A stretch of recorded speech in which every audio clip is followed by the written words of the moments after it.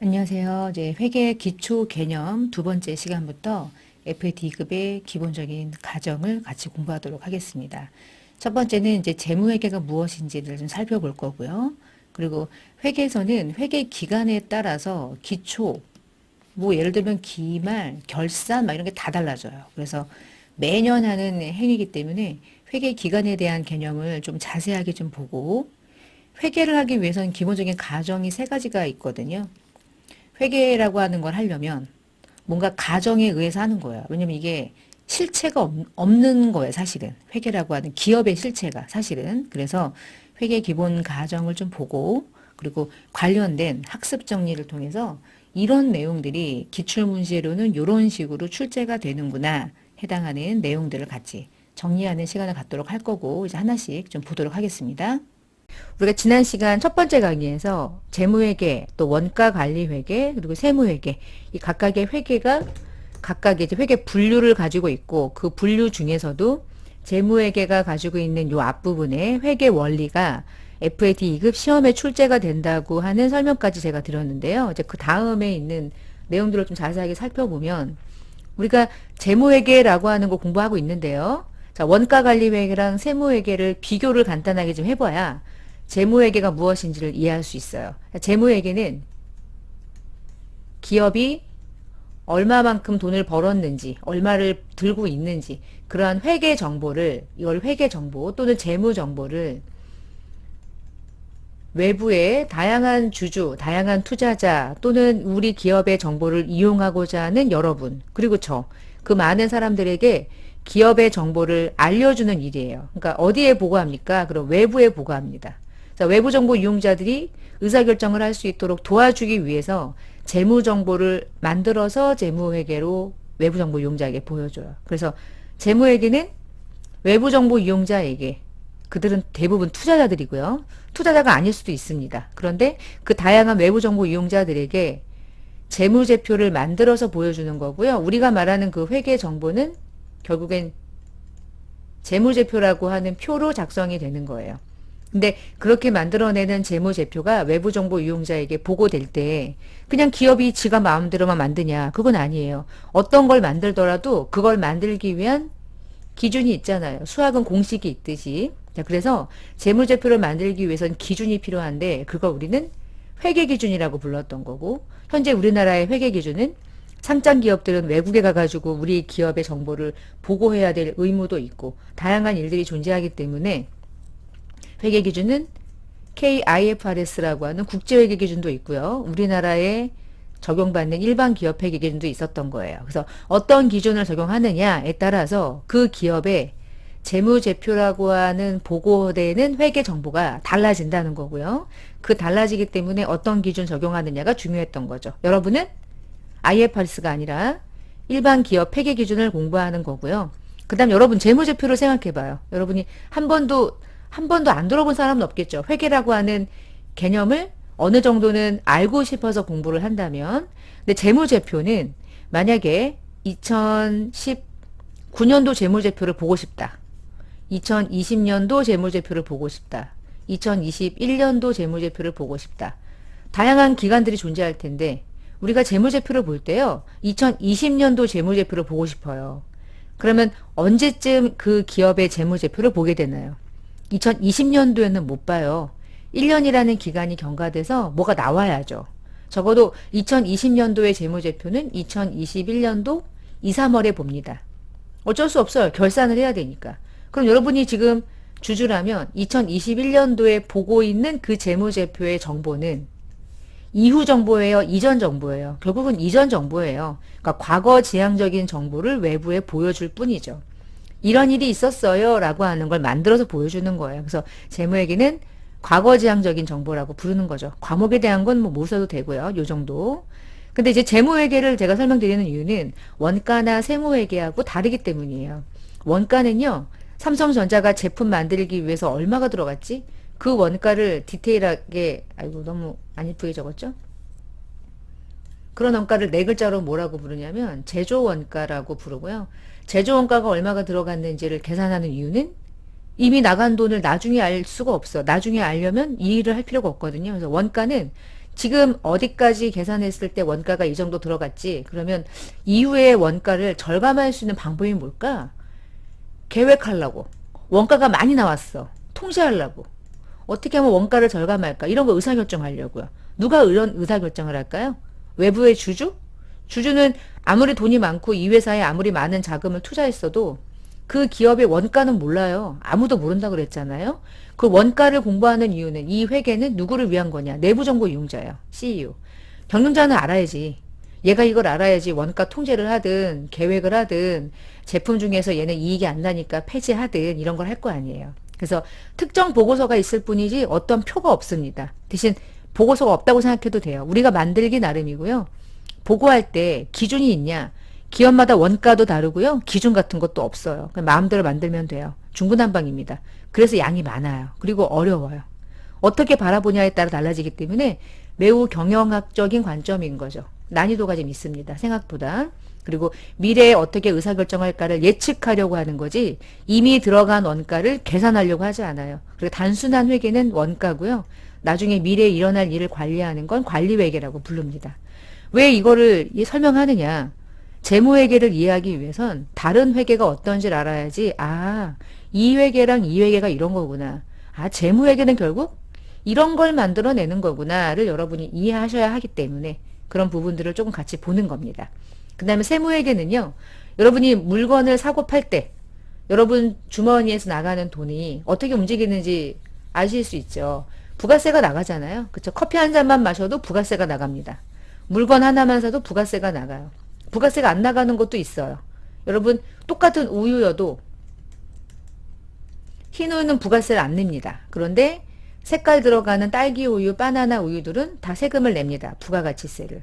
물건마다 조금 달라요. 그런 걸 알아야지 서울우유는 흰 우유를 팔 때는 부가세를 붙이지 말아야 되고요. 가공우유는 부가세를 붙여야 돼요. 여러분 실무자들이요. 세금을 모르고는 매출 못 일으키고요. 매입 못 일으켜요. 부가가치세가 기본이 돼요. 모든 매입 매출 거래. 그 다음 기본적으로 여러분 살아가면서 급여 받으면 세금 원천징수 당하죠? 그거 모르고 어떻게 살아요? 그걸 알아야지 여러분이 돈 번 것 중에 세금 얼마 나가는지 알죠? 법인? 마지막 법인세 내야 되죠. 자, 이런 것들을 계산하기 때문에 국가나 지자체에다가 세금을 신고하기 위해서는 세법을 알아야 돼요. 그래서 어려운 거야. 세법은 한치의 오차도 있으면 안 돼요. 여러분 회계는요. 좀 틀려도 돼요 사실. 오류가 발생되잖아요. 수정하면 돼요. 가산세 안 냅니다. 그냥 틀렸어? 그럼 저 틀렸어요. 공시하고요. 다시 수정하면 돼요. 그러면 돼요. 양심적으로. 그렇게 하면 문제 없어요. 그런데 세금은 신고하는 날까지 신고해야 되고 납부를 해야 되는 날까지 세금 내야 되고요. 안 내면 그 이후부터 매일매일 가산세가 계속 붙어요. 그래서 세금으로 움직이기 때문에 실제로 기업에서는 얘가 제일 예민합니다. 세금 부분이. 근데 기업이 커가면 커갈수록 재무회계가 더 중요해지기도 하고요. 재무정보가 주가에 영향을 미치니까 그런 영향이 있습니다. 그래서 재무회계가 어떤 특징이 있는지를 조금 봤어요. 같이. 여러분은 재무회계를 중점적으로 시험을 보시기 때문에 비교를 잘 하시고 그래서 재무회계는 이런 것들을 공부하는구나. 그래서 결론은 외부정보 이용자에게 회계 기준에 의해서 작성된 재무제표를 보고하는 회계를 우리가 재무회계라고 부르기 때문에 제일 중요한 게 뭘 것 같아요? 그래서 재무제표를 만드는 거예요. 이걸 어떻게 만드느냐가 회계의 근본이 되는 거고. 자, 그러면 넘어가서 그 다음 페이지로 가보겠습니다. 두 번째 우리가 공부할 거는 회계기간이에요. 자, 그러면 저거 잠깐만 읽어볼게요. 이걸 읽고 회계기간에 대한 날짜를 좀 개념을 잡아볼게요. 그 회계는 누구를 위한 거냐? 외부정보 이용자를 위한 거야, 지금부터. 경영자는 필요 없어. 지는 지가 알아서 보는 거니까. 외부정보 이용자는 기업이 경영해가지고 얼마를 벌었는지 보고 싶어 해요. 적시에 보고 싶어 해. 근데 이렇게 봐. 지금 한 3월 6일 된 거야. 3월 6일에 전화해. 삼성전자한테. 얼마 벌었는지 알려주세요. 당신 누구세요? 그러면 전 주주입니다. 당신 회사에 100주를 들고 있어요. 저 엄청나죠? 지금 현재 삼성전자 주식이 82,000원 왔다 갔다 하거든요. 그럼 82,000원에 100주. 이 정도를 들고 있는 거야. 그러면 진짜 많이 있네. 엄청난 주주네. 100주는 많이 있는 건 아니지만 삼성에게는. 그치만 이 사람이 야 3월 6일 현재 3월 6일까지 번 돈을 나보고 보여주래. 삼성이 할 수 있을까? 어떻게 3월 6일 현재 재무제표를 보여요. 적시에 보고 싶어 해요, 주주는. 그렇지만 기업은 설립하고 청산할 때까지 계속 돈을 벌어요. 계속. 그럼 언제부터 언제까지 번 돈을 카운트해서 주주에게 보여줘야 하는데 달라고 할 때마다 보여줄 수는 없잖아요. 그래서 기간을 끊어서 보여주는 거예요. 기간을 끊어서. 그래서 보시면 기간 동안 기업이 경영성과를 그때그때 보여주는 건 예측할 수 없으니까. 그리고 또한 청산할 때까지 기다리세요. 제가 지금 2010년에 개업했거든요. 근데 계속 사업하니까 기다려주세요. 저 2023년에 폐업할 거예요. 그러면 이때 개업해가지고 이때 폐업하면 얼마 벌었는지 이때 보고해 드릴 테니까 기다리시오. 이렇게 하면 되겠어요? 안 돼요. 청산할 때까지 누가 기다립니까? 유용한 정보가 될 수가 없죠. 그래서 회계는 기간을 하나의 기간을 끊어요. 언제부터 언제까지 번 돈을 계산하자. 그래서 그 기간 동안 번 돈을 외부 정보 이용자에게 언제까지 보여주자. 그럼 1년 동안 번 돈을 보여주면 전년도랑 비교해서 계속 상승하고 있구나도 비교될 수 있잖아요. 그래서 회계라고 하는 재무제표를 만들기 위해서는 회계 기간을 이해하는 게 가장 중요해요.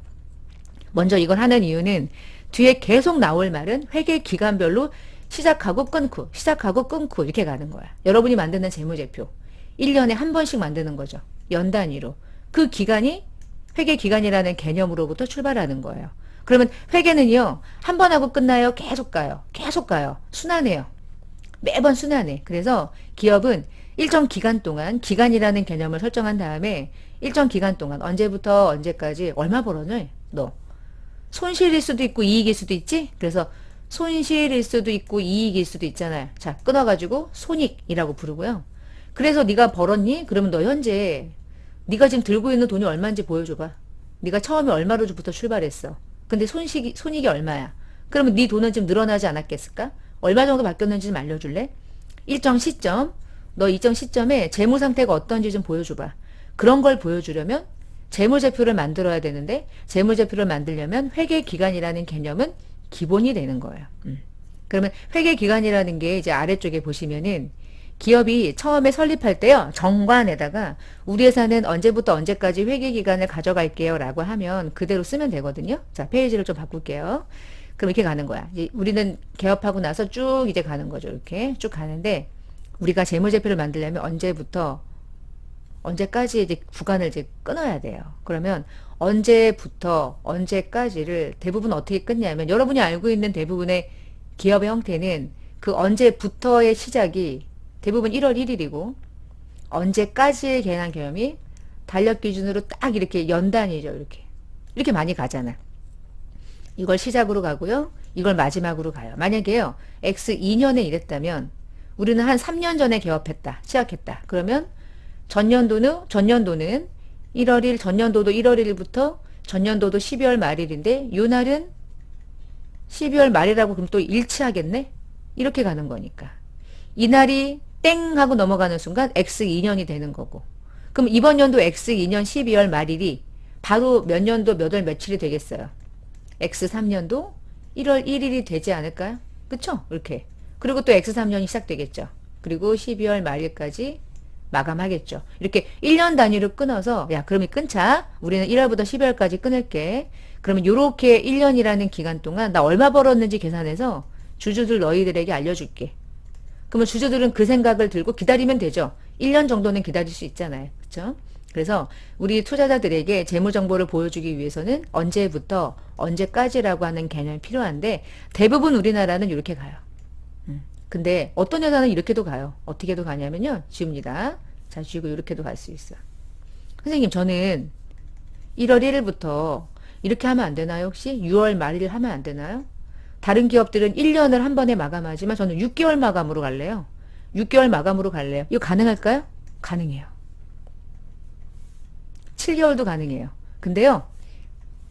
한 기간을 1월부터 그 다음 연도 2월 6일까지 그러면 1년이 넘어가죠. 1년을 초과할 수 없다는 것만 지키면 그 범위 안에서는 마음껏 할 수 있어요. 자, 1월부터 그 다음 연도 2월 6일까지 이런 회계기간은 존재할 수 없고 그 기간이 1년이라는 기간을 초과하지만 않으면 그게 6개월로 졌든 6개월을 가든 1년으로 가든 상관없어요. 다 가능해요. 시작과 마지막에 그 기간이. 자, 그럼 여기서 이제 용어를 조금 보면 이렇게 기간을 쭉 끊어가지고요.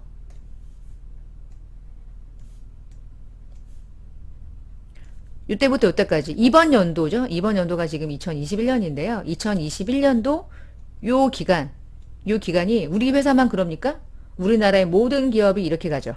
근데 우리나라만 그래요? 전 세계가 그러죠.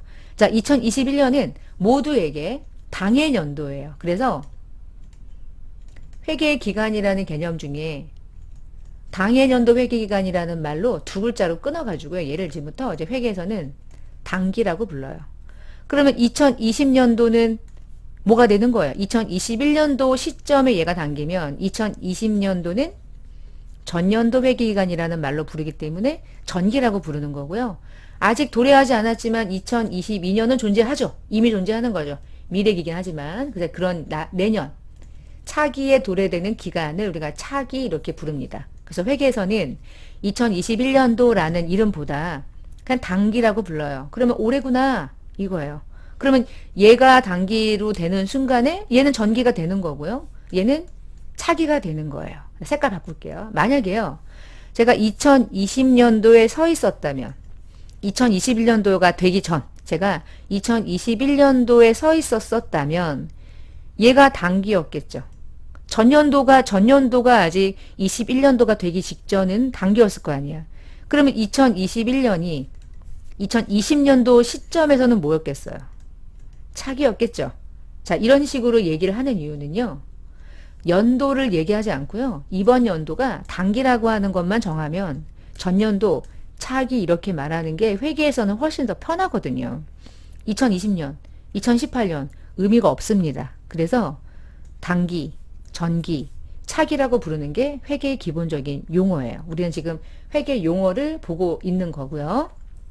자, 그 다음에 시작일과 마지막이 있잖아. 근데 그 시작일이 어떤 회사는 4월 1일이고 그리고 3월 말일일 수도 있습니다.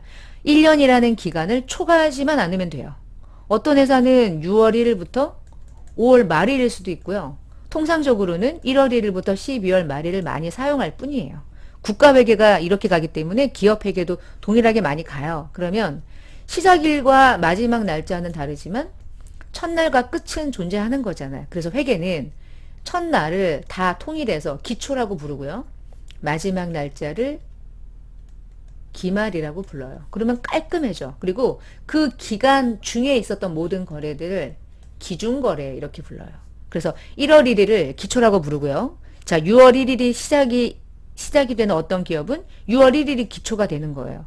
4월 1일이 기초인 기업도 있어요. 근데 중요하지 않아요. 이때부터 기말이 존재하는 거고요. 그 기간이 1년을 벗어나지만 않으면 아무런 문제가 없어지는 거예요.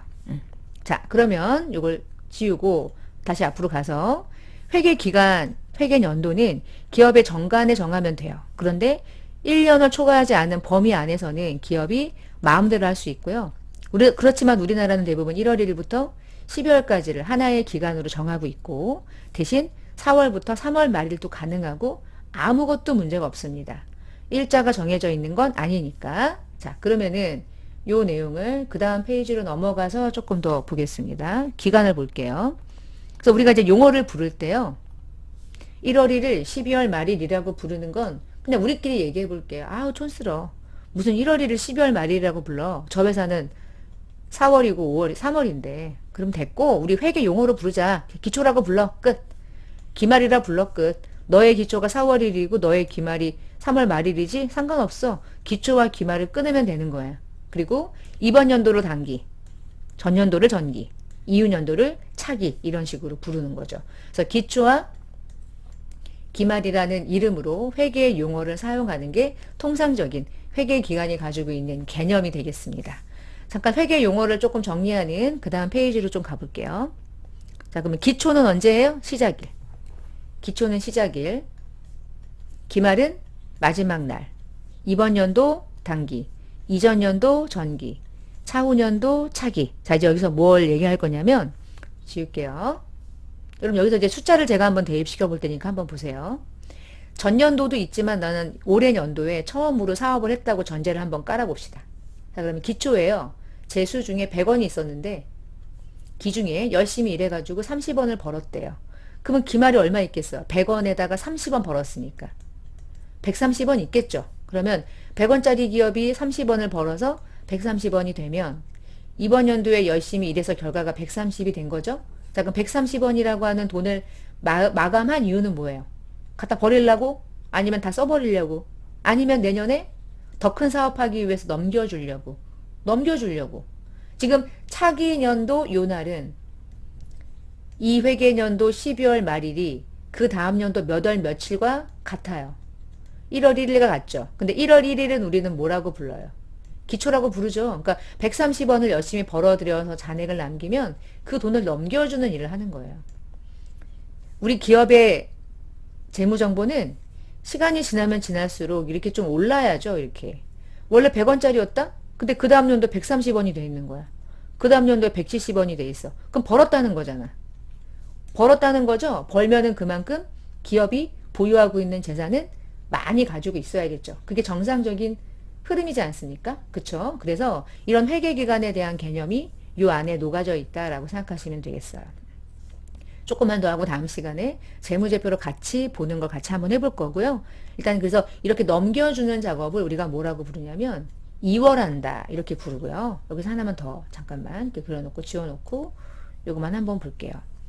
이게 이제 1월 1일이면 전년도는 이 날짜가 전년도 12월 31일 전년도 기말이었을 거잖아요. 그럼 전년도에 100원 남은 걸 이번 연도 기초에 100원을 넘겨줬겠죠. 자, 요때 전년도에 마감한 걸 이번 연도에 넘겨주면 이 100원을 우리가 회계에서는 전년도께 올해로 넘어왔습니다 라고 하는 이름으로요. 전기이월이라고 부르고요. 30원의 이익이 만들어지면 그 30원을 더해서 130원을 만든 다음 130원만큼 가지고 있습니다 라고 해서 넘겨줘. 그 130원을 우리는 뭐라고 부르냐면 내년으로 넘겨주는 돈입니다. 이래서 걔를 차기이월 이렇게 불러요. 여러분이 아마 용어로 들어봤을 수도 있어요. 전기이월, 차기이월 이렇게 흘러가는 거예요. 전기이월은 전년도 기말 잔액이 되는 거고 차기이월은 당기 기말 잔액이 되는 거예요. 여기다가 용어를 제가 적어볼 테니까 맞는지 한번 보세요. 자, 전기이월. 전기이월은 전년도에 넘어온 거죠. 근데 전기이월은 전기이월기 전년도에 넘어온 건 전년도 입장에서는 차기 2월인 거잖아요. 그쵸? 그래서 전기 2월이라는 게 전년도에 당해 연도로 2월 된 걸 말하고요. 이번 연도에 마감한 걸 넘겨줄 때는 내년으로 넘깁니다 라고 부르는 거예요. 단기 기준으로. 근데 단기 기준으로 말하는 전기 2월이 전년도 기준으로는 뭐예요? 전년도 기준으로는 차기 2월 잔액인 거죠. 전년도에 차기 2월 100을 차기 2월 하는 순간 이번 연도 전기 2월이 넘어오게 되는 거죠. 이렇게 넘겨주니까. 만약에 단기 차기 2월이 130이다. 그러면 차기 전기 2월은 얼마가 되겠어요? 130원이 되겠죠. 얼마를 벌었느냐에 따라 넘겨주는 잔액은 더 늘어날 수도 있고 더 감소할 수도 있겠지만 그래서 회계에서는 기본적인 용어들이 등장하는데 그 용어들이 회계 기간이라는 걸 설정하는 순간 만들어지는 거예요. 자, 하나만 더 보고 이번 시간을 좀 마무리를 좀 해볼게요. 자, 여기 3번에 회계라고 하는 기본 가정이 시험에 많이 나오는데요. 회계 방금 전에 봤던 회계 기간도 많이 나왔을 거예요. 말 문제로. 회계 기본 가정은 3개니까 요 이름은 외우시고 회계 실체의 가정, 계속 기업의 가정, 기간별 보고의 가정이라고 부르는데 기업 실체는요. 우리가 기업 실체 정보를 보여준다고 그랬잖아. 근데 그 기업에 삼성이라는 기업에 대주주가 있잖아요. 그쵸? 대주주가 누군지 여러분 알잖아. 근데 그 대주주의 정보를 보여주는 건 아니지. 그 주주가 그 기업에 엄청난 지분을 가지고 있다고 할지라도 기업 자체의 정보를 외부에 보여주는 거야. 그래서 기업을 소유주하고 독립적인 존재하는 별도의 회계 단위로 설정해서 그 회계 단위와 그 회계 단위를 회계 자체라고 생각하면 돼요. 회사 자체. 그 기업의 정보를 독립적인 회계 단위로 구분한 다음 재무제표를 만들어주는 역할을 해야 돼요. 그래서 기업 실체라고 하는 가정을 만드는 것이 매우 중요해요. 기업 실체의 가정이라는 의미를 생각해 보세요. 삼성전자라고 하는 기업이 우리는 알고 있지만 삼성전자라는 기업이 실체가 있습니까? 건물이 그 기업의 실체인가요? 종업원들인가요? 제품인가요? 뭐를 정확하게 말할 수는 없어요. 기업이라는 건 그 모든 인적 자원, 물적 자원들이 합쳐져서 분리우는 어떤 독립적인 실체에 불과한 거죠. 그래서 소유주하고 구분한다. 개별적인 기업은 하나의 독립적인 회계 단위로서 움직이는, 그래서 그 기업 자체를 외부 정보 이용자에게 보여주는 회계라고 부르기 때문에 기업 실체라고 하는 걸 가정하에 재무제표를 만드는 역할을 하는 게 회계 기본 가정인 거야. 이하고 일치시키면 안 된다는 의미고요. 두 번째는 기업 실체가 설립을 하고요. 언제까지 사업을 할지 모르잖아요. 근데 언제까지 설립할지 모르지만 회계는 계속 기업을 그러니까 중간에 특별한 경우 아니고는 중단한다는 가정하지 않고 청산하지 않고 계속 기업을 운영한다, 경영한다라고 하는 가정에 회계 처리를 해요. 그래서 기간을 끊는 거야. 언제 정단할지 모르기 때문에 계속적으로 기업은 영위할 것이다 라고 하는 전제가 회계 기간이라는 걸 설정하는 거하고도 일맥상통하는 거죠. 그래서 기업 실체는 목적, 의무를 이행하기 위해서 충분할 정도로 장기간 동안 존속할 거라고 하는 가정을 깔고 가요. 그래서 중간에 청산하거나 중대하게 축소시킬 의도가 없고 청산이 요구되는 상황도 없을 거다라고 하는 가정하에 회계라고 하는 어떤 액션을 취하게 되는 거죠. 그러니까 이 가정하에서 삼성전자의 정보를 보고하는 거고요. 이 가정에 의해서 재무제표를 한 달, 1년 단위로 끊어서 보여주는 거예요. 근데 마지막에 기간별 보고는 존속기간을 일정한 단위로 지금 분할했죠? 분할하면 기간별로 재무제표를 만드는 게 이제 기본이 되는 거야. 그래서 기업이 존속기간을 이제부터 언제까지 존속할 건지는 모르나 그 존속하는 기간을 2년 묶고 3번 묶고 그렇게 하지 않고 일정 회계 기간 단위로 기업이 설정하는 방법대로 끊어서 재무제표를 작성해서 다양한 재무제표를 외부에 보여주는 것이 기본 가정이 된다라고 생각하시면 되겠어요. 자, 여기까지는 요 두 번째 강의에서 시험에 많이 나오는 부분들 중에 하나는 회계와 관련된 기본적인 단위, 아니 기간, 회계 기간이 언제부터 언제냐가 중요한 게 아니라 1년을 초과하지 않는다는 선에서는 마음껏 정할 수 있다. 그 부분이 매우 중요했고요. 그다음에 두 번째 중요했던 건 회계가 가지고 있는 재무회계 가지고 있는 특징, 누구를 위한 거며 어떤 기준에 의해서 재무제표를 만드는지 과거 정보라는 거죠. 이제 그런 정보의 특징을 가지고 있었던 거고 마지막 세 번째, 회계라고 하는 기본적인 이 처리 방식은 가정에 의해서 실행하는 거야. 근데 그게 기업 실체라고 하는 자체를 소유주하고 분리해서 인식하는 거고요. 그리고 기업은 중간에 중단하지 않을 거야 라고 하는 가정에 의해서 그러다 보니까 언제까지 사업을 할지 모르니 기간을 끄는 거죠. 그걸 이렇게 회계 단위별로 기업이 1년을 초과하지 않는 범위 안에서 그렇게 구분하고 있었던 거구나. 그러면 이제 이어서 학습 정리를 통해서 문제를 좀 볼까요? 예를 들면 이렇게 나와요, 시험에. 다음에서 말하는 회계의 기본 가정 그 세 개 중에 얘는 무엇을 설명하는 것인가? 1번, 회계 순환 과정에서 기말 결산 정리를 하는 근거가 된다. 그러니까 뭔가 결산을 하려면 언제 막 이런 느낌이 있죠. 그렇죠? 두 번째, 기업 실체의 존속 기간을 일정한 기간 단위로 분할해서 각각의 기간에 대해서 어떤 경제적인 의사결정에 유용한 정보를 제공하기 위해서 보고하기 위해서 그 기간의 개념이 필요로 한다. 딱 뭐예요? 지금 보니까. 기간 보고 말하는 거죠. 그리고 이 중에서 재무제표를 만드는 이 기본적인 가정 중에 계속기업 가정이라는 게 있었고 기업 실체에도 있었고 기간별로도 있었지만 화폐 단위 가정이라는 건 아예 없었죠. 그래서 뭐 다음 네 개 중에 아닌 것을 고르시오.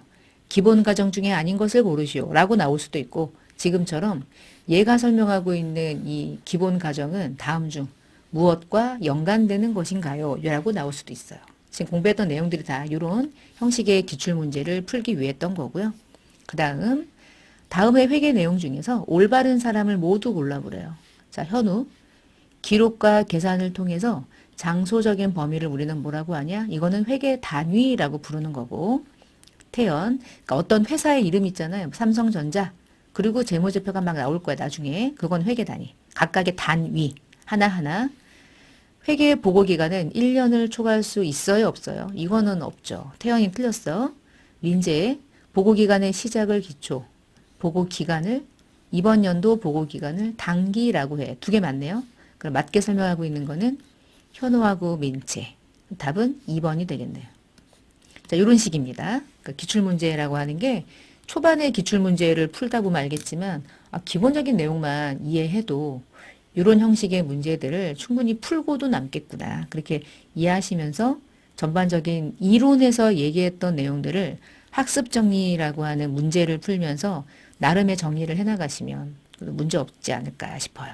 자, 그러면 이번 시간 이렇게 두 번째 강의 마치고 다음 시간에 뵙겠습니다. 감사합니다.